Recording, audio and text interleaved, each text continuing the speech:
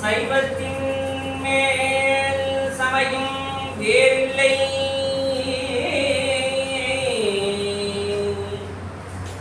சைவத்தின் மேல் சமயம் வேறு இல்லை. அதில் சிவமாம் தெய்வத்தின் மேல் தெய்வம் இல்லனும் நான் மறை செம்பொருள் வாய்மை வைத்த நீதிகள் தேவாரமும் திருவாசகமும் இவை தரச் செய்த நால்வர் பொற்றாள் எம்முயிர் துணையே. நால்வர் பொற்றாள் எம்முயிர் துணையே. தென்னாட்டைய சிவனே போற்றி, எந்நாட்டவர்க்கும் இறைவா போற்றி.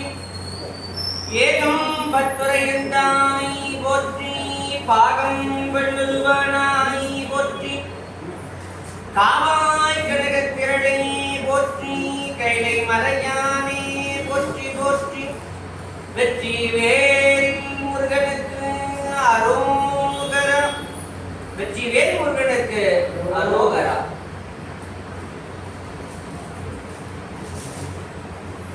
எல்லாம் உள்ள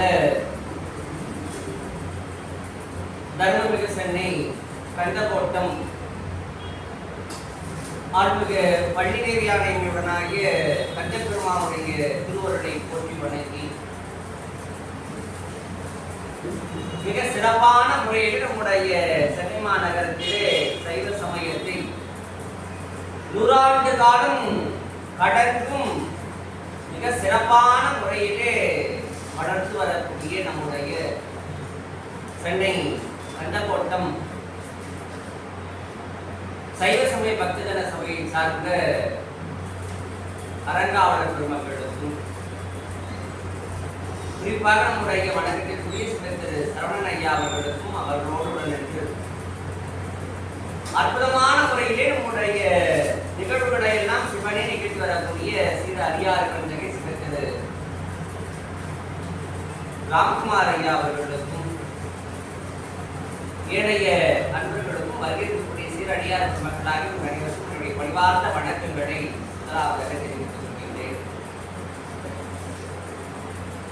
ரொம்ப எளிஞான பூசையாக ஏகாந்தமாக நம்முடைய சைவ சமய பக்த சபையிலே நம்முடைய ஞான பண்புகளாக திகழக்கூடிய அருளாளர்களுடைய வாக்குகளை எல்லாம் தொடர்ந்து சிந்திக்கும்படியான ஒரு பெரும் பேர். இந்த தமிழ்ல திங்கள் என்று சொல்லக்கூடிய ஒரு சொல்லை காண்பிக்கும். இந்த திங்கள் என்கின்ற சொல்லிற்கு பல பொருள் உண்டு. திங்கள் அப்படின்னா முதல்ல அது நிலவை குறிக்கும்னு பார்க்கிறோம். சந்திர பகவானுக்கு திங்கள் அப்படின்னு ஒரு பேர்னு பார்க்கிறோம். அவை இல்லாது இந்த கிழமைகளில் ஒன்றிற்கும் திங்கள் என்று பார்க்கிறோம். வடமொழியில சோமவாரம் என்று சொல்லுவாங்க. இது இல்லாம பார்த்தோம் அப்படின்னா இந்த மாதங்களுக்கும் திங்கள்னு ஒரு பேர். நம்ம இதெல்லாம் எங்க பார்ப்போம் அப்படின்னா பத்திரிகை எழுதும் போதுதான் இன்னைக்கு வழக்கத்துல யாரும் சொல்றது கிடையாது. இன்னைக்கு திங்கள் அப்படின்னா இன்னைக்கு நம்முடைய சிந்தனையில எல்லாம் முதலிலே வரக்கூடிய ஒரு பொருள் என்ன அப்படின்னா அது கிழமை என்பதுதான் நாம எல்லாம் முதல்ல நினைச்சு கொள்றோம். அப்படிதான் பயன்பாட்டிலேயும் இருக்கின்றது. ஆனால் அது நிலவை குறிக்கும் முதல் பொருளாக பார்க்கின்றோம். அவையல்லாது ஒரு மாதத்திற்கும் திங்கள்னு பேர். பத்திரிகையில பாத்தீங்கன்னா எழுதுவாங்க தை திங்கள், சித்திரை திங்கள் அப்படின்னு போட்டுட்டு அதுக்கப்புறம் பாத்தீங்கன்னா அந்த என்ன தேதியோ அந்த தேதியை குறிப்பிடுவார். இப்ப மாதத்திற்கு ஏன் திங்கள்னு பெயர் வந்தது அப்படின்னு பார்த்தோம் அப்படின்னா நம்முடைய சப்ரண்டம் மரபிலே பார்க்கின்ற காலத்தில் நம்முடைய ஒரு ஆண்டினேயும் அதே போல ஒரு மாதங்களையும் வகுக்கின்ற காலத்தில சூரியனை முன்னிறுத்திய மாதங்கள் அப்படின்னு பார்க்கிறோம். சூரியனை முன்னிறுத்தி என்ன பண்ணினாங்க? ஒரு மாதங்களை பெயரிட்டார்கள், ஆண்டை கணக்கிட்டார்கள் பாருங்கள். சூரியனை முதன்மையாகப்படுத்திய அந்த கணக்கிட்ட மாதங்களுக்கெல்லாம் சௌரநாதம்னு பேர். இப்ப பாத்தீங்கன்னா உங்களுக்கு புரியும்படியா சொல்லணும் அப்படின்னா, சூரிய பகவான் ஒரு மாதத்தில் எந்த ராசியிலே வாசம் செய்கின்றாரோ, பயிற்சியாகி வாசம் செய்கின்றாரோ, அந்த ராசியினுடைய பெயரையே அந்த மாதத்திற்கு பெயராக கொண்டிருந்தார்கள் பார்ப்போம். இப்ப சித்திர மாசம்னு நம்ம சொல்றோம். சித்திர மாசம் அப்படின்னும் போது சூரிய பகவான் எங்க இருப்பார் அப்படின்னா, உங்களுக்கு இந்த மீன ராசியில இருந்து மேஷ ராசியிலே அவர் பெயர்ச்சியாகி அந்த மேஷ ராசியிலே அவர் முழுவதுமாக தங்கியிருக்கக்கூடிய காலம். எப்படி மேஷ ராசியில தங்கியிருக்கக்கூடிய அந்த 30 நாட்களுக்கும் தங்கியிருக்கக்கூடிய அந்த காலம் எதுன்னா அந்த மேஷ ராசி இருப்பார். அதனால மாதத்திற்கு என்னன்னா மேஷ மாதம், மேட மாதம் அப்படின்னு குறிப்பிடுவார்கள். மேடம் என்று சொன்னால் ஆட்டுக்கிடா, தமிழ்ல ஆட்டுக்கிடான்னு பார்ப்போம். தமிழ்லையும் பார்க்கும்போது சங்க இலக்கியெல்லாம் கூட பார்க்கும்போது தலைநாள் என்று ஆடு தலை என்று அந்த மேட மாதத்தை நம்முடைய சங்க இலக்கியங்கள் குறிப்பிடும். அது சூரியனை முன்னிறுத்தி ஒவ்வொரு மாதங்களுக்கும் பார்த்தீங்கன்னா மேட மாதம். மேஷத்துக்கு அடுத்த ராசி ரிஷபம், அப்ப இடவ மாதம், ரிஷப மாதம். அப்ப மூன்றாவது மாதம் அப்படின்னா மிதுன மாதம். அது இப்ப ஆடி மாதம் அப்படின்னு இதுக்கு கடக மாதம்னு பேர். ஆடி மாசத்துக்கு கடக மாதம். இந்த ஆடி மாதத்துல பார்க்கும் பொழுது அன்னையர்களிலே எல்லாம் வல்ல பராசக்தியுடைய வடிவமாகவும் பராசக்தியுடைய அந்த வடலிகளிலே திகழக்கூடிய ஒரு பெருமாட்டியாக திகழக்கூடியவர் யார் அப்படின்னா வாராகி என்று சொல்லக்கூடிய வராகி என்றே கல்வி. வராகி பட்டு முகத்தோடு கூடியவள் பார்க்கும். நம்முடைய சைவ திருமுறைகளிலே கூட செந்தமிழ் ஆகமமாகவும் சாத்தியமாகவும் தோத்திரமாகவும் திகழக்கூடிய நூல் எது அப்படின்னா நம்முடைய திருமந்திரம் பார்க்கும். திருமூலருடைய திருமந்திரத்துல வராகியை சொல்லுகின்ற ஆன வராக முகத்தினள் சிறுபேதத்தை சொல்லும் பொழுது எல்லாம் வல்ல பராசக்தி எப்படி திகழ்கின்றாள்னா அவள் வராக முகத்தை உடையவளாக வராகியாக திகழ்கின்றாள் பார்க்கும். வராகியை பற்றி பேசினா அது நேரம் அந்த டாபிக் இருக்கும். ஆகினாலே அப்ப அந்த அன்னையை முன்னிறுத்திக்கூடிய அந்த காலங்களிலே பார்க்கின்ற போது இந்த ஆடி மாதத்திலேயும் அவளுக்கு 9 நாட்கள் கொண்டாடுவார். அந்த நாட்களை சொல்லுகின்ற காலத்தை ஆஷாட நவராத்திரின்னு சொல்லுவார். கேள்விப்பட்டிருக்கீங்க? ஆஷாட நவராத்திரி, வசந்த நவராத்திரி, இல்லையா சாரதா நவராத்திரி. அதெல்லாம் பார்க்கும்போது இது வராகி இருக்கக்கூடிய காலம். ஆஷாட நவராத்திரின்னு சொல்லுவார். அப்ப ஆஷாடம் அப்படின்னா என்ன அர்த்தம், ஏன் இந்த காலத்தை எல்லாம் குறிப்பிட்டார்கள் அப்படின்னு பொழுது பார்த்தீங்கன்னா, நான் முதல்லயே சொன்ன மாதிரினா நம்முடைய மாதங்களை நம்முடைய பெரியவர்கள் வகிக்கின்ற காலத்திலே ஒன்று சூரியனை முன்னிறுத்தி வகுத்தார்கள், இன்னொன்று சந்திரனை முன்னிறுத்தி வகுத்தார்கள். அப்ப நிலவாகி சந்திரனை முன்னிறுத்தக்கூடிய காலத்துல அந்த நிலவு என்றைக்கு பூரணத்துவம் என்று சொல்லக்கூடிய முழு வடிவினை பெறுகின்றதோ, நிலவு எல்லா நாளும் நிலவு பார்க்கும்போது வானத்துல முழுமையாக இருக்கின்றதா கிடையாது. ஏன்னா நிலவு எப்படி இருக்கு, ஒரு 15 நாட்கள் படரவும் ஒரு 15 நாட்கள் தேவமாக, அது ஒரு 29 நாட்கள் பார்க்கும்போது 30 நாட்களுக்கு சமீபமாக பார்க்கும்போது பார்த்தீங்கன்னா அந்த 30 நாட்களுக்கு ஒரு முறைதான் முழுமையாக காண முடியும்னு பார்க்கணும். பௌர்ணமின்னு சொல்லுவோம், சொல்லுவோம் பௌர்ணமின்னு சொல்லுவோம். அடுத்து தமிழிலே பருவ நாள்னு பேர். பௌர்ணமிக்கு என்ன பேர்? பருவ நாள். நம்முடைய திருக்கோயில்களிலே எல்லாம் இந்த விழாக்களை எல்லாம் அந்த பருவ நாளாகிய பௌர்ணமியை முன்னிறுத்தி நிகழ்த்தினார்கள் என்பதை நம்முடைய சைவ திருமுறைகள் தெரிவிக்கின்றன.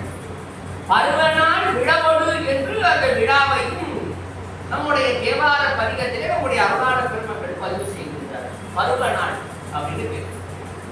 அதனாலதான் பாத்தீங்கன்னா பௌர்ணமி பௌர்ணமி புறப்பாடு எங்க நம்ம நம்முடைய திருவாரூர் பருத்தீஸ்வரத்துல பாத்தீங்கன்னா நம்முடைய தியாகேச பெருமான் தொண்டை நாட்டில் இருக்கக்கூடிய 3 தியாகராஜ ஸ்தலங்களிலே திருக்கச்சு அமிர்த தியாகர்னு பார்க்கிறோம். திரு ஒற்றியூரிலே மாணிக்க தியாகராஜர் திகழக்கூடிய பெருமான் திருவாரூரில எப்படி திகழ்கின்றார்னா அவருக்கு பேரு நிலவுகந்த தியாகர். வானத்துல எப்ப அந்த நிலவு திகழ்கின்றதோ அதுவும் பூரணமாக முழுமையாக திகழ்கின்றதோ அப்போதான் அவர் திருநீதிக்கு எழுந்துள்ளார். அதனாலதான் பாத்தீங்கன்னா மாதம் அந்த வானிலை பௌர்ணமி விடக்கூடிய காலத்தில் தான் யாரு திருநீதிக்கு வரார்? திருவாரூர் தியாகராஜ பெருமான் திருநீதி புறப்பாடு காண்கின்றார். அதே கபாலீஸ்வரத்துல அந்த பருவநாடாகிய பௌர்ணமியோடு கூடிய அந்த மின்மீன்கள். ஏன் அப்படின்னா இந்த மாதங்களை சொல்லுகின்ற காலத்தில் தமிழ்ல இந்த சித்திரை, வைகாசி, ஆனி, ஆவணி பெயர்கள்லாம் வைக்கிற காரணம் என்னன்னா அந்த 27 விண்மீன்கள் அந்த பருவநாடாகிய பூரண நிலவோடு ஆண்டில் ஒரு மாதம் என்ன பண்ணும், ஒரு குறிப்பிட்ட விண்மீன் சேர்ந்து வரணும். சித்திரை விண்மீனும் பூரண நிலவும் சேர்ந்து வரக்கூடிய நாளை தான் சித்ரா பௌர்ணமி. கார்த்திகை மாதத்தில் கார்த்திகை விண்மீனும் பூரண நிலவாகி பௌர்ணமி சேரக்கூடிய நாளை கார்த்திகை மாதம்.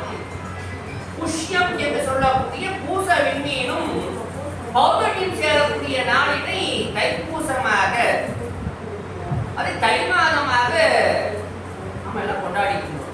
தைப்பூச நாளாக கூட பார்த்தோம் அப்படின்னா அங்கதான் நம்முடைய ஞானசம்பந்த பெருமான் அங்கம் கும்பாவை உயிர்ப்பித்த காலத்திலே அந்த பருவநாளை ஒட்டிய அந்த விழாக்களை எல்லாம் பதிகமாகவே பாடினார்னு பார்க்கணும். எங்க திருமயிலாப்பூ கபாலீஸ்வரர்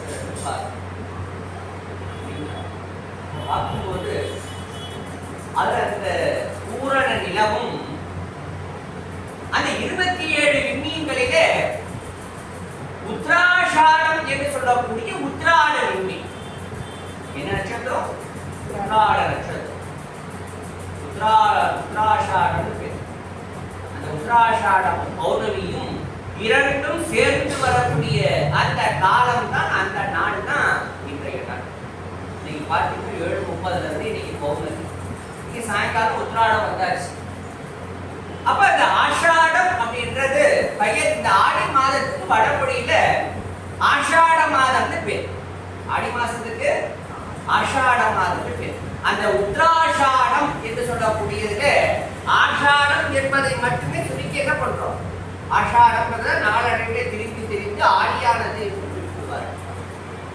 ரொம்ப முக்கியமா பார்க்கும்போது இந்த பூரண நிலவாகிய பௌர்ணமியை நம்முடைய பெரியவர்கள் தைப்பூசமாக, வைகாசி விசாகமாக, கார்த்திகை தீபமாக, மார்கழி திருவாதிரை விண்மீனோடு கூடிய ஆதிரை பெருவிழாவாக, பங்குனி உத்திரமாக இப்படியெல்லாம் ஒவ்வொரு மாதம் கொண்டாடுகின்றார்களோ அது போலதான் இந்த ஆடி மாதத்தில் வரக்கூடிய பௌர்ணமியும் ஒரு தனி சிறப்புடையது. ஆடி மாச பௌர்ணமிக்கும் தனி சிறப்புன்னு பார்க்கணும். எப்படி கார்த்திகை மாதத்திலே அந்த கார்த்திகை விண்மீனும் பௌர்ணமியும் சேரக்கூடிய நாளிலே எல்லாம் வல்ல சிவபெருமான் மாதொரு பூரணாக எப்படி திகழ்கின்றார்? மாது என்று சொல்லக்கூடிய உமாதேவி. அந்த உமாதேவிக்கு இடப்பாகத்தை அளித்து மாதொரு பூரணாக, மாதொரு பக்கனாக, அர்த்த நாதீஸ்வரராக இடப்பாகம் அளித்து காட்சி நல்கக்கூடிய நாள் தான் பார்க்கிறோம் திரு கார்த்திகை தீப திருநாள். இன்னைக்கு திருவண்ணாமலையில பார்த்தோம் அப்படின்னா இந்த கார்த்திகை தீபத்தன்று மாலை 5:55 மணித்துளிக்கு பார்த்தீங்க சரியா? அதுக்கு முன்னாடி யார் பஞ்சமூர்த்தி வெளியே வந்துருவார். தீப மண்டபத்துக்கு யார் வருவா? அண்ணாமலையார், உண்ணாமலையம்மை, வள்ளிதேவியானவனாகிய முருகப்பெருமான், விநாயகர் பெருமான், சண்டேசர் 5 திருமூர்த்தங்களும் தீப மண்டபத்தில் உண்ணாமலை அம்மையை பார்த்தவாறு எழுந்தருட நேர மலையை நோக்கியவாறு இருப்பார் அண்ணாமலையர். சரிஞ்சு 5:55 பார்த்தீங்கன்னா அது வரைக்கும் எல்லா மின்விளக்குகளும் அணைக்கப்பட்டிருக்கும், நடை சாற்றப்பட்டிருக்கும், அண்ணாமலையாருடைய சன்னதி சாத்தப்பட்டிருக்கும். அடியின் ஒவ்வொரு ஆண்டும் நம்முடைய தொலைக்காட்சிகள், ஜெயா தொலைக்காட்சி, புதுசவன், மாலை போன்ற தொலைக்காட்சிகள் எல்லாம் திருவண்ணாமலைக்கு கார்த்திகை தீபத்திற்கு அடியின் நேரடியிலே வர்ணனை வழங்கி வருகிறது. கிட்டத்தட்ட 8-9 ஆண்டுகளுக்கு மேலாக தொலைக்காட்சியில் வர்ணனை வருகிறது. திருவண்ணாமலை தீபம் எப்படியோ அது போல கார்த்திகை நம்ம திருச்செந்தூர் சூரசுங்காரம் என்று சொன்னாலும் திருச்செந்தூரிலிருந்து மகர ஜோதி தரிசனத்துக்கு நம்முடைய சபரிமலையில இருந்தால் நேரலையில வர்ணனை வருது. நம்ம எடுத்து சொல்ல வந்தேன் என்று சொன்னால் அப்பதான் அந்த ஒரு 6 மணி நெருங்குகின்ற காலத்துல தான் 5:59 மணிக்கு அந்த மின் விளக்குகள் எல்லாம் திடீர்னு போடுவாங்க. அந்த கதவு திறக்கப்படும். அங்கிருந்து உள்ள யார் வருவா? ஆடிக்கொண்டே அண்ணாமலையாரே எப்படி வருவார்? அர்த்த நாரீஸ்வரராக ஒரு பாகம் பார்க்கும்போது பார்த்தீங்கன்னா சிவபெருமானாகவும் இடப்பாகத்தில் உமாதேவியோடும் அப்படி வெளியே நேரா வந்து அந்த மலையின் முன்னதான் வலம் வரும். அது பார்த்து நம்ம கோயிலிய வலம் வருது பிரகாரத்தை. கூட்டமெல்லாம் ரொம்ப வெற்றியானதுனால அர்த்தநாரீஸ்வரர் உள்ள பிரகாரத்தை வலம் வருவதுக்கு முன்னாடி பார்த்தீங்கன்னா பிரகாரத்தை வலம் வந்து அப்படி உண்ணாமலை அம்மைக்கு நேர மலையை பார்த்தவாறு அப்படி நோக்கி திரும்பி அங்க ஒரு ஆடி இருந்த காலத்துல கீழே வந்து தீபந்தங்களை காட்டுவார்கள். மலை மீது எல்லாரும் என்ன பண்ணுவாங்க? தீபம் கேட்டு அண்ணாமலைக்கு அரோகரா, அண்ணாமலைக்கு அரோகரா, உண்ணாமலையுடனாய அண்ணாமலைக்கு அரோகரான்னு தீபம் ஏற்று அங்க பார்க்கும்போது அர்த்தநாரீஸ்வர பெருமானின் தாண்டவம் காட்சி. இவெல்லாம் பார்த்தீங்கன்னா அப்படி நேரா வருகின்றார். வாசல்ல வருவார். வந்து நேரா உண்ணாமலை சன்னதிக்கு நேரா மலையை பார்ப்பார். சும்மா ஒரு மாத்திரை பொழுதுதான். அவர் வருஷத்துல ஒரே ஒரு நாள், அதுவும் அந்த மாத்திரை பொழுத யாரை தரிசிக்க முடியும்? அர்த்தநாரீஸ்வர பெருமானை தரிசிக்க முடியும்னு பார்க்கணும். அப்போ சிவபெருமான் எப்படி அந்த கார்த்திகை மாத பௌர்ணமியில உமாதேவிக்கு இடப்பாகம் எல்லாமல்ல கம்பவான நாச்சியார் என்று போற்றக்கூடிய காமாட்சி அம்மைக்கு இடப்பாகத்தை அழித்து எப்படி மாதவருக்கு ஒரு நாள் காட்சி தந்தாரோ அதுபோலத்தான் இந்த ஆடி மாதம் பௌர்ணமி திதியும் உத்ராஷாடம் என்று சொல்லக்கூடிய உத்ராடமின்னு கூடிய நாளிலே சிவபெருமான் காட்சி தருகின்றார். யாருக்கு காட்சி தருகின்றார் அப்படின்னா 3 பேருக்கு காட்சி தருகின்றார். அது என்ன வடிவம் நினைச்சு இப்ப நாகங்களிலே ராஜா என்று சொல்லக்கூடிய அளவிலே அரசனாக திகழக்கூடிய நாகங்கள் அப்படின்னா நமக்கெல்லாம் முதல்ல யார் ஞாபகத்துக்கு வருவா? நாகங்கள்ல ஆதிசேடன் ஞாபகத்துக்கு வருவார். 1000 நாம் படைத்த ஆதிசேடன் ஞாபகத்துக்கு வருவார் இல்லையா? இதே போல இன்னொரு நாகம் உண்டு, வெறும் சிறப்பிற்குரிய நாகம். சிவபெருமான் திருவசுங்காரம் என்று சொல்லக்கூடிய முப்புறம் எரிக்கின்ற காலத்தில மேல்மலையை வளைத்தார். அப்ப ஒரு நாகத்தை எடுத்துதான் நானாக பூட்டினார்னு பார்க்கணும். இந்த நாகத்தை எடுத்த வாசு ஒரு கரவழி இருக்கு. என்ன நாகம்? வாசுகி என்கின்ற நாகம். வாசுகியை தான் எடுத்து சிவபெருமான் நானாக பூட்டினார்னு பார்க்கணும். திருப்பார்களை கடைத்த காலத்திலேயும் தேவர்களும் அசுரர்களும் மேருமலையை மற்றாக நிறுத்தினார்கள். கயிறு கிடைக்கும். என்ன பண்ணினாங்க? வாசுகி நாகத்தை கொண்டுதான் கயிறாக கொண்டு கடைத்தார்கள் பாருங்க. அப்போ இந்த நாகங்களிலே சிறப்பான அந்த ஒரு உயர்ந்த நாகங்கள் அப்படின்னா வாசுகியையும் ஆதிசேகரையும் பாருங்க. திருப்பார்கள் கடைந்த காலத்துக்கு பிறகுதான் ரொம்ப உடம்பெல்லாம் வாசுகிக்கு என்ன ஆகி போச்சு அப்படின்னா காயங்கள். திருமலையில என்ன பண்ணாங்க? அசுரர்களும் தேவர்களும் கடைந்து உடம்பெல்லாம் ரணமாகவும் துவண்டும் ஆழகால விஷயத்தை எல்லாம் வெளிப்படுத்திய காரணத்தினால் துவண்டு போய் இறைவா அப்படின்னு இறைவனை குறித்து தவம் புரிந்து இறைவா உன்னுடைய வடிவத்தை எனக்கு முட்டியை கொண்டு வேண்டி சிவபெருமானுடைய வடிவத்தையே பெற்றது பார்க்கும். நிகழ்ந்த ஒன்று சாரூபமுக்தியில பெற்று. அப்ப சிவபெருமான் என்ன வடிவமோ அதே வடிவத்தை பெற்ற நாகம் எதுன்னா வாசுகி என்கின்ற பாம்பு. திருவொற்றியூர்ல தான் வாசுகி சிவசாரூபம் பெற்றதுன்னு பார்க்கிறோம். அதனாலதான் இன்னைக்கும் திருவொற்றியூர்ல சிவன் எப்படி இருப்பார்? மூலவர் பாத்தீங்கன்னா 5 அலை அரவம் 5 தலை நாகம் படை விடுப்பதை போல இருப்பார். அவருக்கு பேரே படம் பக்கநாதன். வாசுகி பாம்பு எப்படி இருக்கு? சிவசாரூபமாக சிவனுடைய வடிவத்தையே பெற்றதுன்னு பார்க்கணும். ஆதிசேடன் வந்து தெரியும். ஆதிசேரன் யார்கிட்ட இருக்கா? சீரேறு திருமாலிடத்தே நின்றால் குடையாகவும் அமர்ந்தால் இருக்கையாகவும் அவர் சைனித்தால் பாயாகவும் எது திகழ்கின்றதுன்னா ஆதிசேடன் திகழ்கின்றதுன்னு பார்க்க. இந்த 2 நாட்கள்ல பார்க்கும்போது சிவபெருமானையே பரம்பொருளாக ஏற்ற நாகம் எது அப்படின்னா வாசுகி. சிவபரம்பொருளை பரம்பொருளாக ஏற்றது வாசுகி என்கின்ற நாகம். சீரேறு திருமாலை முதலாக கொண்டது ஆதிசேடன் என்கின்ற நாகம். ரெண்டும் தத்தமது காலங்களிலே தவம் புரிந்து இவருடைய அருளையும் பெற்று அவர்கள் தன்னுடைய காலத்துல இந்த அஷ்டநாகங்கள்னு பார்ப்போம். இந்த பூமியை பார்க்கும் பொழுது ஆதிசேடன் பிரதானமாக இருந்து தாங்கிட்டு அந்த 8 திக்குகளை யார் தாங்குறாங்களாம்? 8 நாகங்கள் பாதாள உலகிலே தாங்குகிறார்கள். அதுல சங்கன் பதுமன் என்று சொல்லக்கூடிய 2 நாகம்.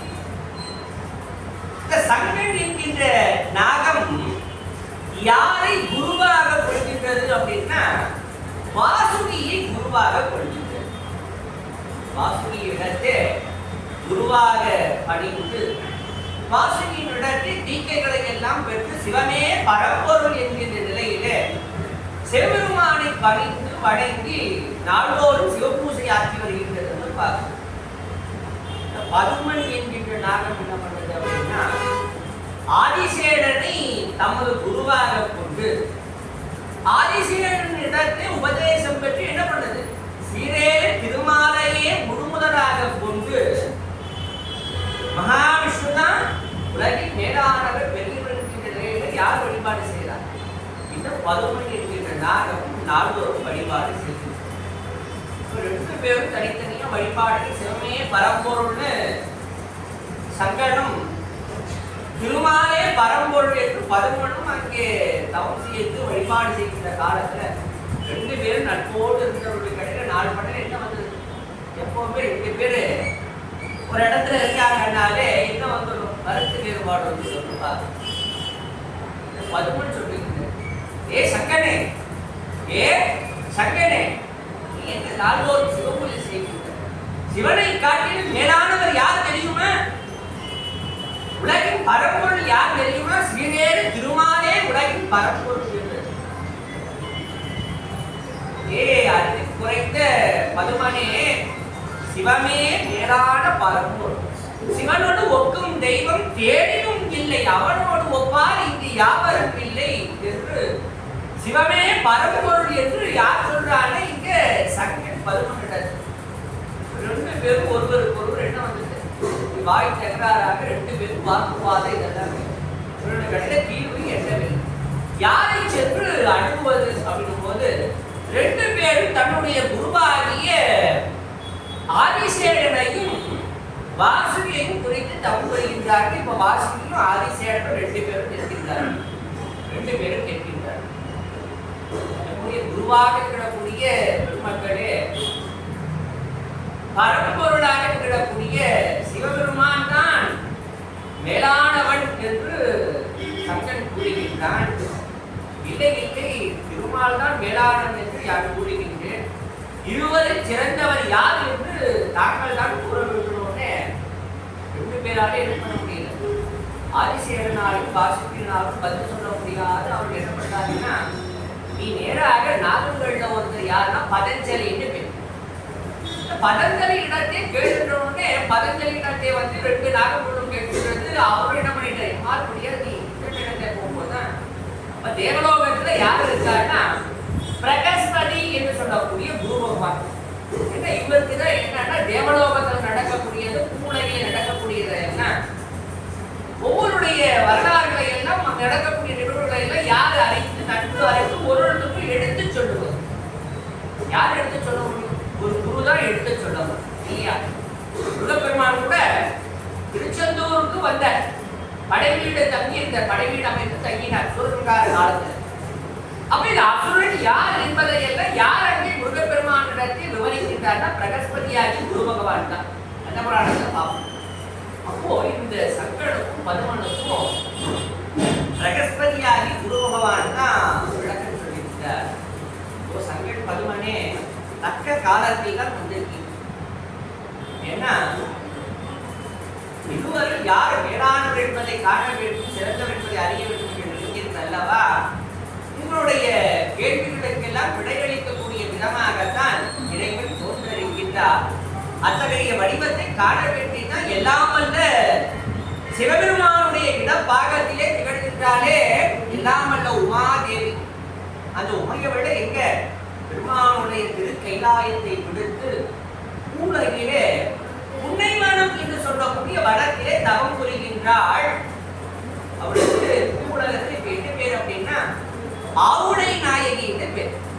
ஏன் அப்படின்னா ஊடகத்தில் சென்ற காலத்தில் அத்துணை தேவலோக பெண்டீரும் என்ன பண்ணினாங்க? தேவர்களும் தேவலோக பெண்டீரும் எல்லாம் அல்ல உமாதேவியோடு சென்றார்கள். அப்சரஸ் என்று சொல்லக்கூடிய பெண்கள் எல்லாம் பசு விதங்களாக ஆண் இறைகளாக மாறிட உமாதேவி என்ன பண்றாங்க? அந்த ஆவினங்களோடு கூடியிருந்து அந்த புண்ணிய மரத்தின் கீழே தாமே உழைத்த புற்றுலிங்கம், தாமே உழைத்த புற்றுலிங்கமாக இருக்கக்கூடிய புற்றிடம் கொண்டாலே பூசிக்கின்றாள். அந்த அப்சரஸ் எல்லாம் என்ன பண்றாங்க? பசுவாக மாறி நின்று அந்த பெருமாளுடைய வழிபாட்டிற்கு பால் சொரியவும் மலர்களாகவும் மரங்களாகவும் ஒவ்வொரு வடிவங்களாகவும் மாறுகின்றார்கள். உமாதேவி பெருமானை குறித்து தவம் புரிகின்றார்கள். புன்னை வனத்திலே நீங்களும் சென்று தவம் புரிவீர்களாக சொன்னார். உமாதேவி பூவுலகள தவம் புரியக்கூடிய இடத்துக்கு யார் வருகின்றார்? சங்கனும் வருமனும் வந்து செல்கின்றார். உமாதேவி தவம் புரியக்கூடிய அற்புதமான அந்த நீர் தடாகத்தின் கரையிலேயே அவர்களும் தவம் புரிகின்றார்கள். தவம் புரியக்கூடிய காலத்துலதான் எல்லாம் வல்ல உமாதேவியுடைய அற்புதமான அந்த தவம். இப்ப தவம் தவம் தவம் என்று சொல்லுகின்றோமே, தவம் அப்படின்னா என்ன அர்த்தம்? தவம்னா என்ன அர்த்தம்? என்ன அர்த்தம்? என்ன பொருள் தவம் அப்படின்னா? நம்ம தவம் புரியறது அப்படின்னா நம்ம நினைச்சு எது தவம் அப்படின்னா காட்டுல போய் மலையில போய் அன்ன ஆகாரங்கள் எல்லாம் இல்லாம நம்மை நாமே வருத்தி கொள்வதைத்தான் தவம்னு நம்ம எல்லாம் அறிவோம், படத்துல பார்த்துருப்போம், யாரும் சொல்ல எல்லாம் கேள்விப்பட்டிருப்போம். ஆனா தவம் அப்படின்றதுக்கு என்ன அர்த்தம் அப்படின்னா சிந்தித்தல். தவம் என்பதற்கு என்ன அர்த்தம் அப்படின்னா சிந்தித்தல். சதா சர்வகாலமும் இறைவனை சிந்திப்பதற்கு பெயர் தான் தவம் பேர்.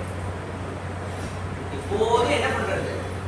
தவம் கூட 63 நாயன்மார்கள்ல திருமூலதேவரை சொல்லுகின்ற காலத்திலே அவரை தவராச யோகின்னு சொல்லுவோம். தவராஜ யோகி, தவராஜ யோகி. 3000 ஆண்டுகளுக்கும் மேலாக அந்த படர் அரசின் கீழே என்ன பண்ணினார்? சிவபெருமானை குறித்து தவம் புரிந்தார்னு பார்க்க. அதனால அவர் தவராஜ யோகி. அது போல சதா சர்வகாலம் இறைவனை சிந்தி தவம். உமாதேவி எல்லாம் வந்து சிவபெருமானை குறித்து தவம் புரிகின்றார். அவருடைய மனதில என்ன விருப்பத்தை கொண்டு தவம் புரிகின்றாள் அப்படின்னா, சிவபெருமான் கைலாயத்துக்கு முன்னாடி பேசும்போது உமாதேவி இடத்தை சொல்லி கொண்டிருந்தார்.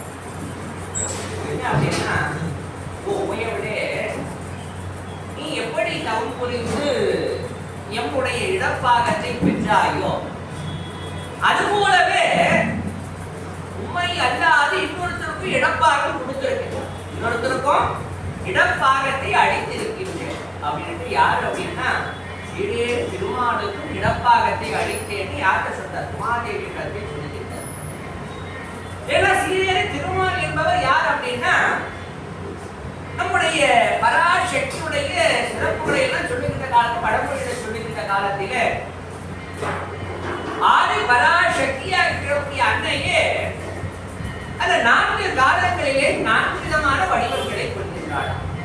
என்ன வடிவம் அப்படின்னா, சிவபெருமான் பக்கத்திலே உலக உயிர்களுக்கெல்லாம் இன்பத்தை அளிக்கக்கூடிய காலத்தை எப்படி திகழ்கின்றானா அப்படின்னா பவானியார் போகேஷே பவானி புருஷேஷே விஷ்ணு. ஆதி பராசக்தியே ஆணாக வடிவம் கொள்கின்ற காலத்தில் அவளுக்கு என்ன பேரு அப்படின்னா புருஷன் என்கின்ற ஆண் வடிவம் கொண்டு பொழுது விஷ்ணு என்று பெயர். அவளே குரோதேஷே காளி. கோபத்தை மிகுந்த காலத்துல அவளுக்கு மகா காளின்னு பேரு. அவளை போர்க்களத்திலே போரிடுகின்ற காலத்தில் அவளுக்கு சமர்க்களம், சமரேஷே துர்கான்னு. ஆக பராசக்தியினுடைய வடிவமாகவே திகழக்கூடியவராக யாரை பார்க்கிறோம் அப்படின்னா வேறு திருமாலை.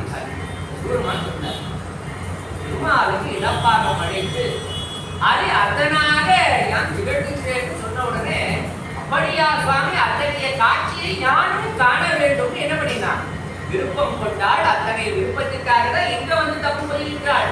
புண்ணியவனத்தில் வந்து உமாதேவி ஆவுடை நாயகியாக, ஆவுடை நாயகி, ஆக்கள்னா நிறைய பொன்மாடுகளோடு கூடிய அந்த பெண்ணாக யார் இருக்கா, ஆவுடை நாயகியாக, ஆவுடையாளாக, ஆவுடை அம்மனாக, கோமதியாக. பேர் என்னது, கோமதியிலே பேர்.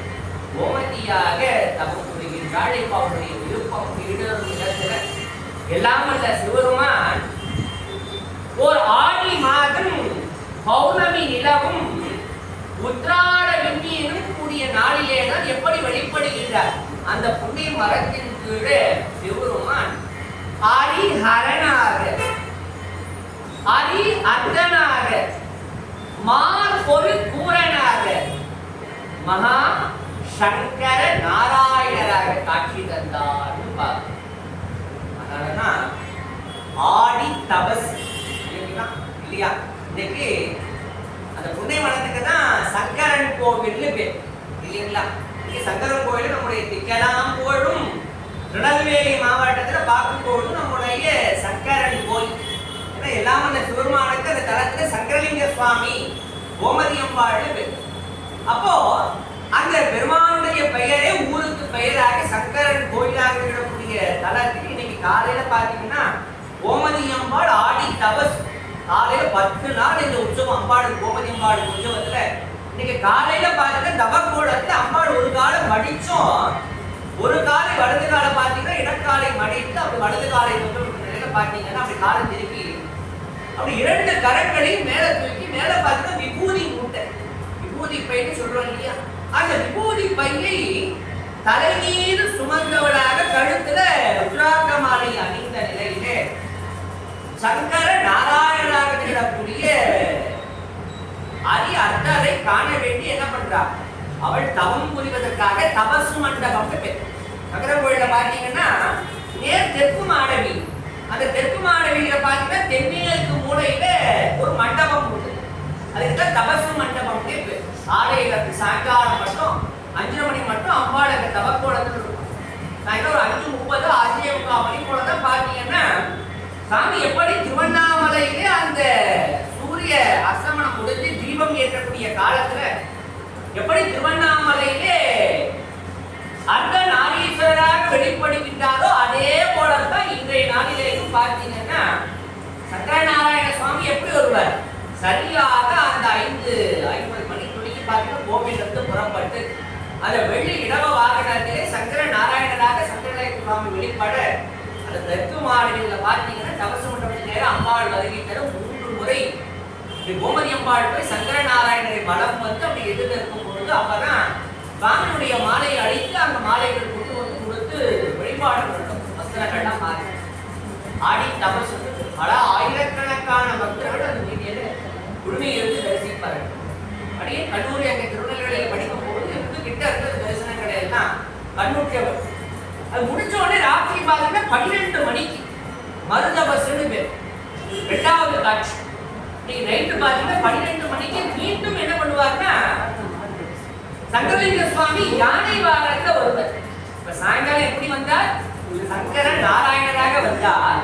ராத்திரி 12 மணிக்கு சங்கர லிங்கராக சிவபெருமானாகவே முழுமையாக சிவபெருமானாகவே வலம் வர அப்பதான் 2 பேரும் மாலை மாற்றிக்கொண்டு சுவாமி பின்னாடி தவ மண்டபத்திலிருந்து தபசு மண்டபத்திலிருந்து கோமதி அம்பாளும் புறப்பட்டு திருக்கோயிலை வந்து அடைவாள். வந்து அடைந்த பின்னாடி பார்த்தீங்கன்னா ஐப்பசி மாசம் உத்திரத்துல யாருக்கு கல்யாணம், கோமதி அம்பாளுக்கும் சங்கரலிங்க பெருமாளுக்கும் திருக்கல்யாணம் நடக்கும். ஆக இந்த நாளிலே தான் எல்லாம் வந்த கோமதி அம்மையோடு அந்த சங்கரனும்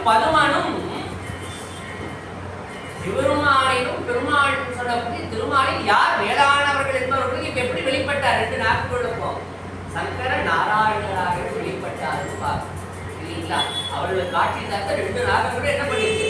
அந்த தலத்தில் சங்கரலிங்க பெருமானை வழிபாடு செய்து அவருடைய அருளினாலே அங்க இருக்கக்கூடிய சுனை நாகத்தீர்த்தம் பேரு நாக சுனை. இந்த கோயில பார்த்தீங்கன்னா கோபுரத்தை தாண்டி உள்ள போகும்போதே வலது பக்கத்துல என்ன இருக்கும்? நாக சுனை. இன்னைக்கும் நாகம் சொல்றது. இன்னைக்கு இந்த கால சர்ப தோஷம் என்று சொல்லக்கூடிய அந்த தோஷம் நாக தோஷம். பார்த்தீங்கன்னா கல்யாணம் ஆகணும் அப்படின்னா 7ஆம் இடத்துல பார்த்தீங்கன்னா செவ்வாயில செவ்வாய் தோஷம்வாங்க. அதே போல 7லே ராகுவோ கேதுவோ இருந்து லக்னத்திலேயே 7ல இருந்தாலும் என்ன சொல்லுவாங்க? நாகதோஷம் சொல்லுவாங்க. திருமண தடை என்ன ஆகினாலதான் அந்த நாக பிரீத்தின்னு சொல்லக்கூடிய சர்வ பிரீத்திக்கு எங்க போவாங்கன்னா எல்லாரும் சங்கர கோயில்ல வருவாங்க. ஏன்னா சுவாமி எப்படி இருக்காருங்க? குச்சின் வடிவமாகறது அந்த குச்சு மண் தான் பிரசாதம். இந்த கோயில பார்த்தீங்கன்னா சாமி பார்த்தீங்கன்னா அழகா கிழக்கு நோக்கி சங்கரலிங்க சுவாமியும் கிழக்கு நோக்கியவாறு இடப்பாகவே கோமதியம் பாடும் காட்சி தர அந்த நடு மத்தியில தான் பார்த்தீங்கன்னா யாருடைய சன்னதி இருக்கும்? சங்கர நாராயணனுடைய சன்னதி அமைந்திருக்கும். ரொம்ப அற்புதமான தலம். ரொம்ப தேவாலயம் சொல்லும் பொழுது நம்முடைய சுந்தரமூர்த்தி சுவாமிகள் தான் சொல்லுகின்றார் இந்த தலத்துக்கு என்ன பேர் அப்படின்னா பூரணூர்னு பேர். சங்கரம் கோயிலுக்கு தேவாலயத்துல என்ன பேரு? பூரணூர். ஏன்னா மகாவிஷ்ணுக்கு என்ன பண்ணார்? சிவபெருமான் தமிழ் ஒரு கூரை உமாதேவிக்கு கொடுத்த மாதிரி யாருக்கு கொடுத்துட்டாரு? மகாவிஷ்ணுக்கு கொடுத்தார். அதனாலதான் நம்முடைய செந்தமிழ் சுந்தரர் சொல்லுகின்றார் தேரானூர் திருமகள் கோன் மகாலட்சுமியுடைய மணவாளனாக திகழக்கூடிய மகாவிஷ்ணுவை தேரானூர் திருமகள் கோன் திருமாலோர் பூரணூர். அதனால தேவாலயத்திலே வைப்புத்தலமாக போற்றக்கூடிய திருத்தலம் சங்கரன் கோவில். அழகா நம்ம பார்க்கும்போது இந்த இடத்துல என்னன்னா புருஷ சக்தின்னு சொல்றோம். மாதேவி எப்படி சிவருமானுக்கு சக்தியாக இடப்பாகத்திலே திகழ்கின்றாரோ அதே போல மகாவிஷ்ணுவும் சிவருமானுக்கு சக்தியாக திகழ்கின்றாரோ பார்க்கணும். ஏன்னா ரொம்ப அழகா நமக்கு சக்கர நாராயணர் என்று சொல்லக்கூடிய நம்முடைய பெருமானை பற்றி சொல்லுகின்ற காலத்தில் ஏன்னா நமக்கு 64 மூர்த்தங்கள். பெருமானுக்கு பிறப்பும் கிடையாது, இறப்பும் கிடையாது. ஆனால் அவர் வடிவம் கொள்ளுகின்றார்கள் பார்க்கும். ஒவ்வொரு காலகட்டங்கள்ல ஒவ்வொரு வடிவங்களை கொள்ளுகின்றார்கள் பார்க்கும். லிங்கமாக, லிங்கோத்பவராக, நடராஜ மூர்த்தியாக, சோமாசந்த மூர்த்தியாக, பிச்சாடனால் சொல்லக்கூடிய இரவலராக, ஆலமர் செல்வன் என்று சொல்லக்கூடிய தட்சிணாமூர்த்தியாக, வீணாதரராக, பாம்பன் குமரகுருடா சுவாமிகள் தான் அத்தியாட்சரம் சுத்தாந்த வைதிக சைவ சித்தாந்த ஞான வாழ்வார்களுடைய பாம்பன் குமரகுருடா சுவாமிகள் தனி ஒரு நூலே பாடியிருக்கார். அட்டாட்ட விக்கிரக லீலை சொன்னோடனே ஐயா அட்டாட்ட விக்கிரக லீலை 64 வடிவங்களையும் பாம்பன் சுவாமி தனி ஒரு நூலா பாடியிருக்கார். அது ஒரு மூர்த்தம் தான் கேசவார்த்த மூர்த்தம். சங்கரநாராயணருக்கு கேசவார்த்த மூர்த்தம் 64 சிவ வடிவங்கள்ல மூர்த்தம். அப்ப என்னன்னா அழகா நம்முடைய சக்தியின் வடிவமாகவே மகாவிஷ்ணுவை சிவபெருமானுடைய சக்தியின் வடிவமாகவே யார் குறிப்பிடுகின்றார்? அப்பர் பெருமான் தான் குறிப்பிடுகின்றார். எரியலால் உருவம் இல்லை. சிவபெருமானுக்கு நெருப்பு தான் வடிவம். சிவபெருமானுக்கு வடிவம்னா எது? எரியலால் உருவம் இல்லை, ஏறலால் ஏதும் இல்லை. ஏறு அப்படின்னா ரிஷபம்னு அர்த்தம், ஆடமாடு. நெருப்பு தான் சிவனுக்கு உருவம், காலதான் சிவனுக்கு வாகனம். ஆலையை தவிர வேற எதுவும் சிவனுக்கு வாகனம் கிடையாது. ஏறலால் ஏறல் இல்லை, கரியலால் போதை இல்லை. சிவபெருமானுக்கு எது போர்வையா அப்படின்னா யானை தோல் தான் போர்வை. கரியலால் போர்வை இல்லை, கான் தகு சோதியார்க்கு. நம்ம கண்ணுக்கு எப்படி புலப்படுறான்? ஜோதி வடிவமாக கிடைக்கிறான்னு பார்க்க. கான் தகு சோதியார்க்கு பிரிவில அமரர் கூடி பெருந்தகை பிரானென்றும் அரியலால் கோயில் அரியலால் தேவி இல்லை. தேவி இல்லை ஐயன் ஐயாரனாக்கு. சிவபெருமானுக்கு யார் பெண் சக்தி அப்படின்னு கேட்டா அரியாகிய மகாவிஷ்ணு தான் சிவனுக்கு சக்தி. அரியாகிய மகாவிஷ்ணு தான் சிவபெருமானுக்கு எப்படி இருக்காரா சக்தியாக திகழ்கின்றார். இதை நான் சொல்லல, யார் சொல்றா? அப்பர் பெருமான் சொல்லியிருக்கார். எங்க? நம்முடைய திருவையாற்றிலே. அதனாலதான் இன்னைக்கும் நம்முடைய அப்பர் பெருமானுடைய வாக்கியம் வண்ணம் திருவையாற்றிலே பார்த்தீங்கன்னா மகாவிஷ்ணுக்கு தனி கோயிலே கிடையாது. பெருமாளுக்கு கோவில் இல்லாத ஒரு ஊர் அப்படின்னா திருவையாறு தான். என்ன காரணம் அப்படின்னா திருவையாறுல அரம்பளர்த்த நாயகி, ஐயாருடைய தேவி யாரு? அரம்பளர்த்த நாயகின்னு பேர். அவளுக்கு தர்ம சம்பர்த்தனி, தர்மாம்பாள்னா சொல்லுவோம். அவள் யார் அப்படின்னா சாட்சாத் திருமால் தான். மகாவிஷ்ணுவே எப்படி இருக்காரா? தர்ம சம்பர்த்தனியாக அரம்பளர்த்த நாயகியாக திகழ்கின்றார். அதனால இன்னைக்கும் நீங்க திருவையாறு போனீங்க அப்படின்னா வெள்ளிக்கிழமையில போய் பார்க்கணும். என்னைக்கு? வெள்ளிக்கிழமை. வெள்ளிக்கிழமையில சாயங்காலம் ஒரு 6 மணி போல போனீங்க அப்படின்னா ஐயாரனுடைய சன்னதியில இருந்து, ஏன்னா தனித்தனி கோயிலா இருக்கும். கோயில் பார்த்தீங்கன்னா ஐயாரனுடைய கோயிலும் ஐயாரன் கோயில இருந்து தர்ம சம்பர்த்தனி அரம்பளர்த்த நாயகியுடைய கோயில் எப்படி இருக்கும்? இந்த கோபுரத்துல இருந்து வெளியே வந்து அப்படி பக்கத்துல ஆயிரக்கால் மண்டபத்தை ஒட்டி போனா தர்ம சம்பர்த்தனி கோயில். நீங்க கட்டாயம் போயிருப்பீங்க. திருவையாறு ஐயாரப்பர் கோவில் போயிருப்பீங்க.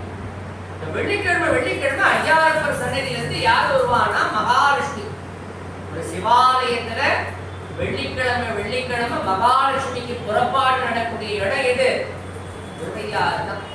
மகாலட்சுமி நேரா புறப்பட்டு நேரா எங்க வருவானா? தர்ம சம்பர்த்தனி அம்பாள் அரம்பளர்த்த நாயகியுடைய சன்னிதானத்துக்கு வந்து அம்பாளை என்ன பண்ணுவா? 3 முறை வலம் வந்து மீண்டும் ஐயாரப்பர் சன்னதியில போய் இறங்குவோம். இப்படி பார்த்தீங்கன்னா ஒவ்வொரு வாரமும். ஏன்னா மகாவிஷ்ணுவே எப்படி இருக்கா? அப்படி புருஷ சக்தியாக சிவபெருமானிடத்தே அங்க நிகழ்கின்றாரும் பார்க்கணும். அதனாலதான் எப்படி நம்முடைய அப்பர் பெருமான் குறிப்பிட்டாரோ அதே போல நம்முடைய ஞானசம்பந்த பெருமானும் அழகா சொல்லுகின்றார். நம்முடைய சங்கர நாராயணரை சொல்லுகின்ற காலத்துல மாதொரு பாலும், ஏற்கனவே சாமி எப்படி இருந்தாரு? மாதினை ஒரு பாகமாக கொண்டிருந்தார் அர்த்தநாரீஸ்வரரா. மாதொரு பாலும் மால் ஒரு பாலும், மாதொரு பாலும் மால் ஒரு பாலும். மால்னா யாரு? மகாவிஷ்ணு. மால் ஒரு பாலும் மகிழ்கின்ற நாதன். சாமி ஒரு பக்கம் உமாதேவியும் ஒரு பக்கம் மகாவிஷ்ணுவின் தேவியாக போட்டு மகிழ்கின்றார். இதெல்லாம் அப்பர் பெருமானும் சொல்லுகின்றார். அப்பர் பெருமானும் சொல்லும் பொழுது மற்றுவை தாயங்கோர் மாலொரு பாகம் மகிழ்ந்து, மகாவிஷ்ணுவையும் ஒரு பாகத்தில் மகிழ்ந்து குற்று வைத்தாய் உமையோடும். ஒரு பக்கம் உமாதேவியோடு மகிழ்கின்றார், இன்னொரு பக்கம் யாரு? மகாவிஷ்ணுவோடு மகிழ்கின்றார் சொல்றார். என்ன ஒரு சிறப்பு அப்படின்னா நம்முடைய சைவ சமயத்தில் ஞானசம்பந்தராகட்டும், நாவுக்கரசராகட்டும், சுந்தரராகட்டும், ஒவ்வொரு முதலிகளுமே சங்கரநாராயணன் சொல்லக்கூடிய அரியர்களை சிறப்பித்து பாடுகின்றார்கள். இவர்களுக்கெல்லாம் காலத்தான் முதல்ல யார் சொல்லுகின்றா அப்படின்னா நம்முடைய திருமுறைகள்ல சாமி மகாவிஷ்ணுக்கு இடமாக கொடுத்து அரியர்களாக இருக்கக்கூடிய காட்சியை யார் சொல்றா? காலத்தால் முதல்ல யார் சொல்லுகின்ற திருமுறைகள்ல? காரைக்கால் அம்மையார். பாருங்க, ஐயாவுக்கு ஒரு கரவொலி இருக்கு. காரைக்கால் அம்மையார் முதல்ல சொல்லுங்க. அதே என்ன தெரியுங்களா? ஒரு நயம், அம்மாவுக்கு ஒரு நயத்தோடு போய் கேட்கிறார். என்னன்னா காரைக்கால் அம்மையார் சிவபெருமானை பார்த்து, அப்பா சிவபெருமானே, ஒரு பாகத்தை யாருக்கு கொடுத்துட்ட? உமாதேவிக்கு கொடுத்துட்ட. இன்னொரு பாகத்தையும் திருமாலுக்கு கொடுத்துட்ட. உடம்புல 2 பேரும் ஆளாளுக்கு பாதியை வாங்கிட்டு போயிட்டாங்க. 2 பேருக்கு இடையில 2 பாகத்தை கொடுத்த பிறகு நீ எங்கப்பா இருக்க? நீ எங்கப்பா? எப்படி இருக்க நயம்பட கேட்கிற. ஒரு பால் உலகளந்த மாலவனா, இடது பாகத்தை யாரு கொடுத்துட்டார்? இப்ப மகாவிஷ்ணுக்கு கொடுத்துட்டார். ஒரு பால் உலகளந்த மாலவனாம், மற்றை ஒரு பால் உமையவளாம் என்றால் இருபாலும் நின்னுருவமாக நிறந்தெளிய மாட்டோமால் நின்னுருவோ மின்னுருவோ நேர்ந்து. இதுல என்ன ஒண்ணுன்னா, ரெண்டு பேருக்கும் கொடுத்துட்டீங்க அப்படிங்கும் போது இது நீ எங்கப்பா இருக்க அப்படின்னு கேட்கும் பொழுது ரொம்ப இந்த இடத்துல நயம் ஒரு நுட்பம். சாமி எங்க இருக்க? ஒரு பாகத்தை மகாவிஷ்ணு கொடுத்துட்டார், இன்னொரு பாகத்தை யாரு கொடுத்துட்டார்? வல பாகத்தை இந்த இடத்துல உமாதேவிக்கு கொடுத்துட்டார். இப்ப மகாவிஷ்ணுவும் மகா பெருமாட்டியும் இருக்கக்கூடிய காலத்துல இப்ப சிவபெருமான் எங்க இருக்கார் அப்படின்னா, இந்த இடத்துல சொல்லும்போது பாத்தீங்கன்னா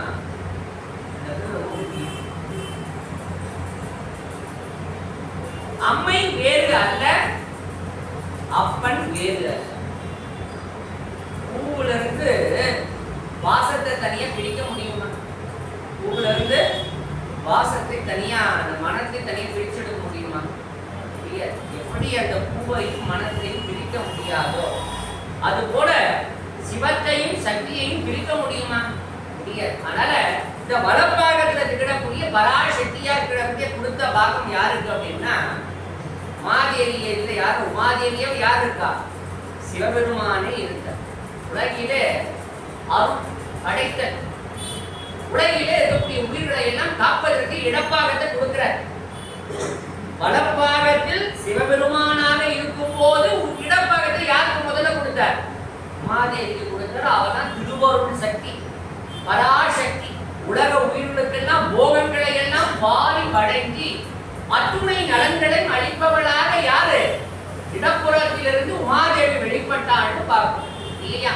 அதுபோல மகாவிஷ்ணுவை விடப்பட்டார் இடப்பார். ஏன்னா அவர் தான் யாரு? உலகின் மக்களை எல்லாம் காக்கக்கூடியவரார். இந்த படைத்தல், காத்தல், அடித்தல், மறைத்தல் சொல்லக்கூடிய இந்த ஐவகை தொழில்களிலே உலக உயிர்களை எல்லாம் காக்கக்கூடிய பணியை யார் செய்கின்றார்? திருமாலாக இருந்துதான் செய்கின்றார்னு பார்க்கணும். இன்னும் நம்ம பார்த்தீங்கன்னா சைவ சித்தாந்தத்துல நவந்தரு வேதம்னு பார்ப்போம். நவந்தரு வேதத்தை பார்த்தீங்கன்னா அங்க மேல இருந்து பாத்தீங்கன்னா நமக்கு அந்த சிவம், சக்தி, நாதம், விந்து அப்படின்னு சொல்லும்போது பார்த்தீங்கன்னா அத கீழே இந்த சதாசிவம், சதாசிவத்துக்கு அடுத்து பார்த்தீங்கன்னா மகேஸ்வரன், ருத்ரன், அதுக்கு அடுத்து பார்த்தீங்கன்னா தான் ரெண்டா பிரிவு.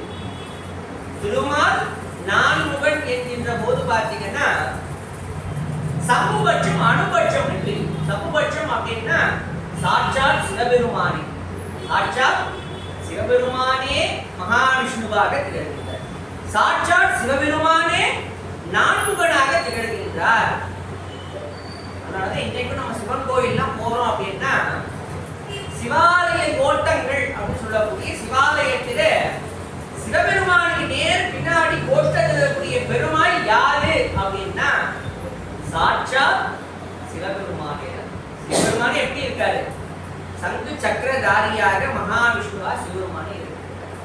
நான்முகனாகவும் அவரே தான் திகழ்கின்றார். இதை யார் சொல்றாங்கன்னா நம்முடைய அப்பர் பெருமான் தான் சொல்லுகின்றார். நான் முகன்கான் நாரணன் கான். நாரணனாவும் யார் திகழ்கின்றார்? ஏன்னா சைவத்துல பார்க்கும்போது சம்பு பட்சம் அப்படின்ற போது சாட்சாத் சிவபெருமான், சிவபெருமானுடைய சம்பந்தப்பட்டது.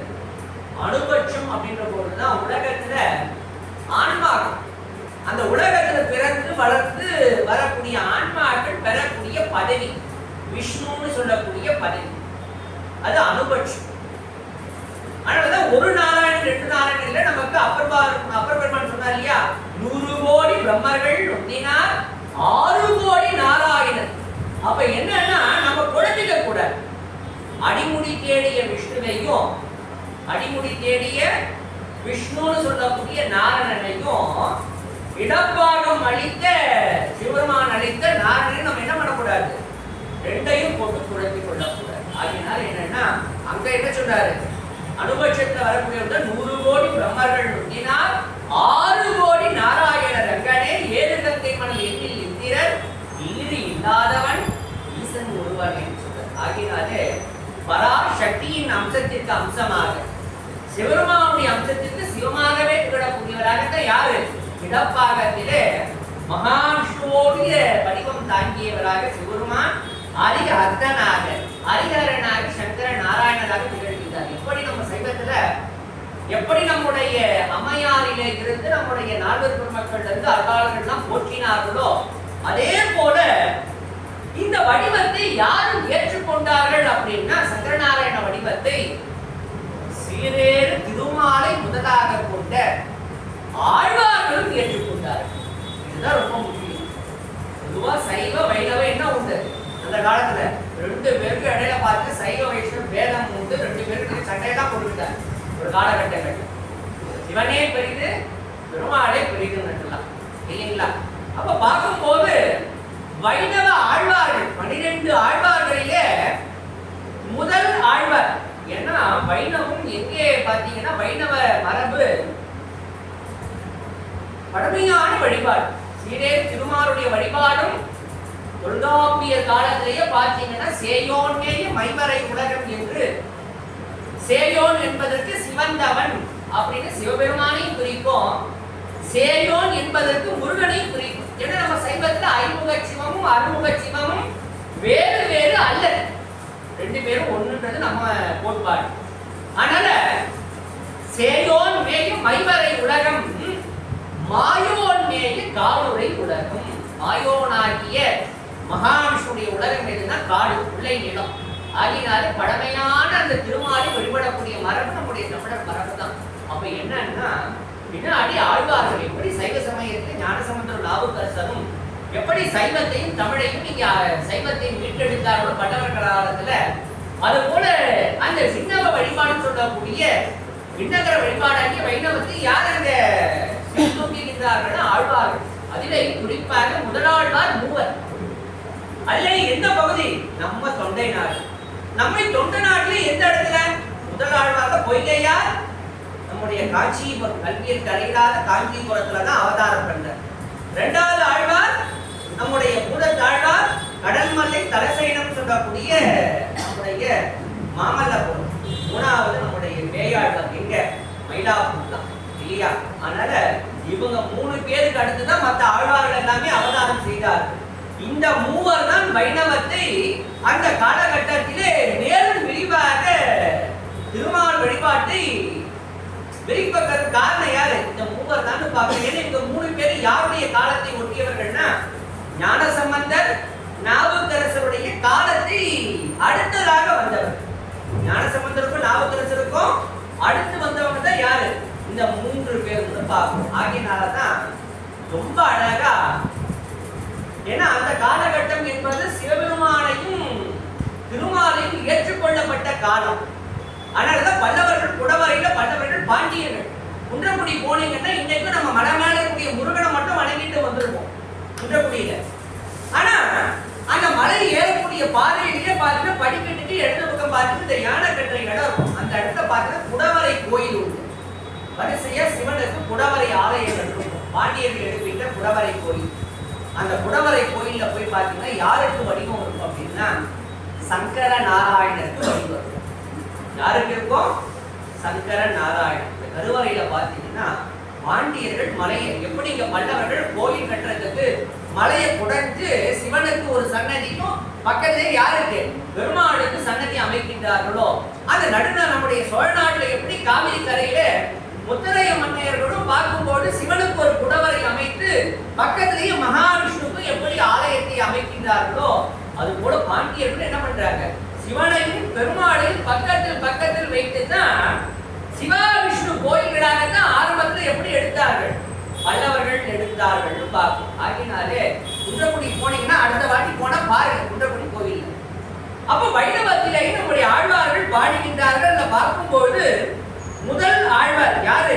நம்முடைய பொய்கை ஆழ்வார் தான் பாடுகின்றார். அத சொல்றார் யாரு? சிவபெருமானுக்கு அரண்னு பேர். சிவபெருமானுக்கு அரண் அப்படின்னு பேர். இல்லைங்களா? அதனால இவங்க ரெண்டு பேரும் சொல்லும் போது சொல்லுகின்றார் அரண் நாரணன் நாமம். ஒருத்தருக்கு பேரு அரண் பேரு, இன்னொருத்தருக்கு பேரு நாரணன் பேரு. அரண் நாரணன் நாமம் ஆண் விடை ஊர்தி. ஆண் விடை புல் ஊர்தி. ஒருத்தருக்கு பேரு அரண், அவருக்கு வாகனம் ஆனேர்னு சொல்லக்கூடிய ரிஷபம் அவருக்கான வாகனம். இன்னொருத்தருக்கு நாரணன் பேரு, அவருக்கு வாகனம் எதுன்னா புல் அப்படின்னு சொல்லக்கூடிய கருடன் தான் வாகனம். உரைநூல் மறை உரையும் கோயில் வரைநீர் கருமம். கருமம்னா அவங்க செய்யக்கூடிய தொழில். கருமம் அழிப்பு. அழிப்பு அரணாகிய ஈசனுக்கு என்ன பண்ணியா? அழித்தல். அப்ப நாரணாகிய திருமாலுக்கு என்ன பண்ணியா? காத்தல். அதனால கருமம் அழிப்பு அழிப்பு. கையது வேல். ஒருத்தர் கையில என்ன இருக்குது? மூவிலை சூளம் சொல்லக்கூடிய கூரிய வேல் இருக்கு. இன்னொருத்தர் கையில என்ன இருக்கா அப்படின்னா நேமி. நேமினா சக்கரம். என்ன இருக்கு? சக்கரம். நேமி. உருவம் எரி கார் நேமி. ஒரு பாகம் எப்படி இருக்காரான்னா சக்கச்சவேல சிவந்த நிறத்திலேயும், ஒரு பாகம் எப்படி இருக்காரா? கருகருகருன்னு கரிய நிறத்தோடு இருக்கார். அப்போ ஆழ்வார்கள் துவக்க காலத்தில், ஆழ்வார்கள் துவக்க காலத்தில் இந்த சைவ வைணவ பேதங்கள்லாம் இல்லாம சிவபெருமானையும் சீரேறு திருமாலையும் எப்படி இந்த அடியார்களும் நம்முடைய நாயன்மார்களும் எப்படி திருமால் அடியார்களும் ஏற்றுக்கொண்டார்கள் பார்க்கணும். சங்கரநாராயண மூர்த்தத்தை பின்னாடி வந்தவர் யாரு? முதலாழ்வார்கள்லேயே நம்ம மயிலாப்பூர்தர். யாரு? வேயாழ்வார். வேயாழ்வார் எங்க போறார்? இதே தொண்டை நாட்டுல நம்முடைய திருவேங்கடமலை என்று சொல்லக்கூடிய திருப்பதி இல்லைங்களா? திருப்பதி திருமலைக்கு வருகின்றார். அந்த திருமலை நேரக்கூடிய வேங்கடாஜலபதினு சொல்லக்கூடிய பெருமாளை அவர் சேவிக்கின்றார். இன்னைக்கு நம்ம சொல்லக்கூடிய வெங்கடாஜலபதியை அவர் சேவிப்பதற்காக எங்க வர? திருப்பதிக்கு வருகின்றார். யாரு? வேயாழ்வார்.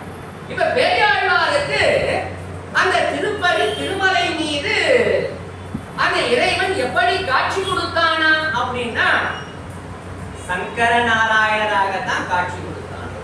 இது நான் சொன்னா சண்டைக்கு வருவார் வைணவடியார்கள். ஆனா சாமி காட்சி கொடுத்தாரு. யார் சொல்றா? வைணவர்களுடைய வேதமாக போற்றக்கூடிய, தமிழ் வேதமாக போற்றக்கூடிய 4000 திவ்ய பிரபந்தம் சொல்லுகின்றது இல்லையா? அழகா பாடுகின்றார் பேராழ்வார் தான். தாழ் சடையும் வலபாகத்துல எப்படி இருக்கு? அப்படி சடை தாழ்ந்து இருக்கு. தாழ் சடையும் நீள் முடியும். ஒரு பக்கம் ஜடாமுடி, இன்னொரு பக்கம் நீளமான நல்ல ஒரு கூந்தல். யாருக்கு? மகாவிஷ்ணுக்கு. தாழ் சடையும் நீள் முடியும் ஒள்மழுவும் சக்கரமும். ஒரு பக்கம் பாத்தீங்கன்னா சாமி கையில என்ன இருக்கு? சிவபெருமான் கையில ஒரு பக்கம் மழு, இந்த கையில சக்கராயுதம். ஒள்மழுவும் சக்கரமும் சூழரம். வலப்பாக்கம் முழுக்க பாத்தீங்கன்னா எது ஆபரணம்? அரவம் சொல்லக்கூடிய பாம்புகள் ஆபரணமா இருக்கு. இடப்பாகம் பார்த்தா முழுக்க முழுக்க பொன்னும் நவரத்தினமும் மிகுந்த பொன் ஆபரணங்களாக இருக்கு. சூழரம் பொன் ஆணும் தோன்றுமால் சூழும் திரண்டு அருவி பாயும். சூழும் திரண்டு அருவி பாயும். இன்னைக்கும் திருப்பதியில அருவி எங்க பார்க்கலாம்? அப்படி மலை ஏறும் போதே பார்த்தீங்கன்னா எங்க பார்க்கலாம்? நம்ம கபில தீர்த்தம். கபில தீர்த்தத்துல பார்த்தீங்கன்னா கபிலேஸ்வரர் கோவில் இது பிரம்மாண்டமா அங்க பார்த்தீங்கன்னா அந்த அருவி கூட்டம் இல்லைங்களா? அழகா சொல்ற திரண்டு அருவி பாயும் திருமலை மேல். திரண்டு அருவி பாயும் திருமலை மேல் எந்தைக்கு இரண்டுரும் இரண்டு உரும் ஒன்றாய் இசைந்து. ரெண்டு வடிவம் ஒன்றாக இணைந்த நிலையிலே யார் இருக்கா?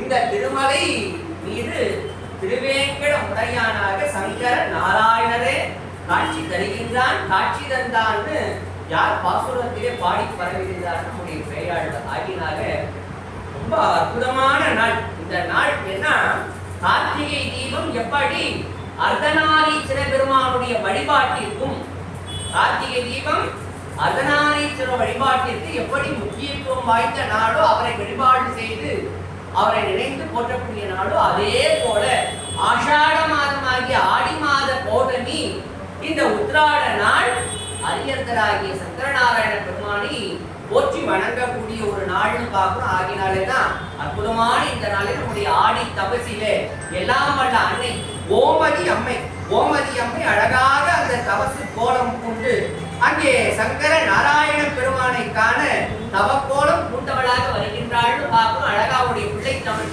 ஒன்றை மட்டும் சொல்லி நிறைவு செய்கின்றார். அழகா நம்முடைய கோமதி அம்மையுடைய பிள்ளை தமிழ்ல தான் அழகா சொல்லுகின்றார். நம்முடைய ஆசிரியர் சொல்லுகின்ற காலத்துல கேனே வருக சீராசி திருவே வருக திரி நெத்திர சிவ சங்கரக்கு உவகை நல்கும் செல்வ கனியே வருக பின்னின் ஆனே பரவத்தவம் புரியும் அமுதே வருக குமுதவாய் அனமே வருக வினை இருளை அவிக்கும் கிரணக்கதிர் வருக பால் நேர்மொழி பார்வதி வருக பால் நேர்மொழி பார்வதி வருக பனி மாமலையின் சேய் வருக பன்னாகங்கள் என சங்கர கோயில 2 நாகமும் பூஜை பண்ண இடம்.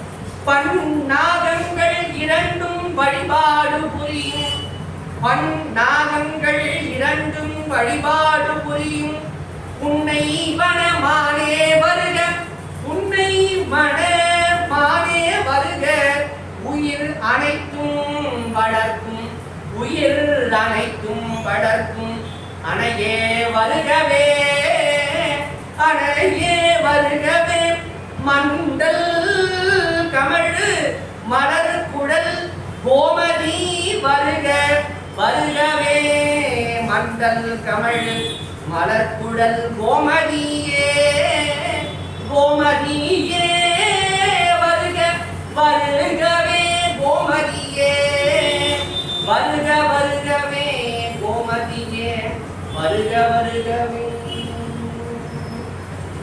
எல்லா வளமாக அற்புதமான இந்த நாளிலே திகாரி சிறுமணத்தோர் அனைவருக்கும் எல்லாம் அல்ல சங்கரன் கோயில் அருள்மிகு கோமதி அம்மை இடம் கொண்ட சங்கரலிங்க பெருமானுடைய பரிபூர்ண திரு சங்கரநாராயணனுடைய திருவாரூர் உங்கள் அனைவருக்கும் கிடைக்க பெற வேண்டும் என்று பிரார்த்தித்து, ஏன்னா நம்முடைய வளாகமே சைவ சமய பக்தஜன சபை என்று சொல்லக்கூடிய அளவிலே சிவருமானையும் சீரேறு நம்முடைய திருமால் பார்த்தீங்கன்னாலே இங்கேயே நம்முடைய வழிபாட்டிலேயே அழகா கண்ணபிரானையும் சிவருமானையும் சேர்த்தே வழங்கக்கூடிய ஒரு தொன்மையான இடம். அதே போல பாரதத்திலிருந்து வைணவ இலக்கியங்களை போற்றிக் கொள்ளக்கூடிய இடமாகவும், இன்னும் அழகா இன்னும் குறிப்பா சொல்லணும்னா நம்முடைய பூவிருந்தவள்ளி திருக்கட்சி நம்பிகளுக்கு அவருடைய அவதார விழா இல்லையா, அது நம்முடைய திருமரபியை சார்ந்தவர்கள் தான். அதிலேயும் நம்முடைய சந்தகோட்டத்தை சார்ந்த நம்முடைய அடியார் குடும்பங்கள் தான் நீங்கள் நிகழ்த்துகின்றீர்கள் என்று சொன்னால் அவையெல்லாம் நாம் செய்த ஒரு பெரும் பேர் என்று சொல்லி இறைவனுடைய பரிபூர்ண திரு சங்கரநாராயண தூதர் அனைவருக்கும் கிடைக்கப்பெறும் என்று பிரார்த்தித்து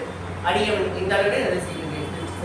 என்னாடுடைய சிவனே போற்றி, எந்நாட்டவர்க்கும் இறைவா போற்றி, வெற்றி வேல் முருகனுக்கு அரோகரா, வெற்றி வேல் முருகனுக்கு அரோகரா. அடுத்த நிகழ்வு வருகிற 30/7/2026 அன்று மாலை 6:30 மணியன்று நம்முடைய சைவ சமய பக்தஜன சபையில் திரு கணபதிராசன் அவர்கள் மெய்ப்பொருள் நாயனார், நம்முடைய பெரிய புராணத்தில் மெய்ப்பொருள் நாயனாரை பற்றிய விரிவுரையும் 4/8/2026 மாலை 6:30 மணி அளவில் தேமொழி அரசு சைவநமணி பழ பிரபாகரன் அவர்களுடைய சுந்தரர் தேவாரம் 6/8/2026 அன்று மாலை 6:30 மணி அளவில் திரு கேவி ஸ்ரீதரன் அவர்களுடைய சாக்கியர் செய்த பாக்கியம் என்கின்ற சொற்பொழிவும் நடைபெற உள்ளது. அந்த நிகழ்வுகளுக்கும் அடியார் பெருமக்கள் வருகை தந்து செல்மொடுக்குமாறு உங்களை கேட்டுக்கொள்கிறேன்.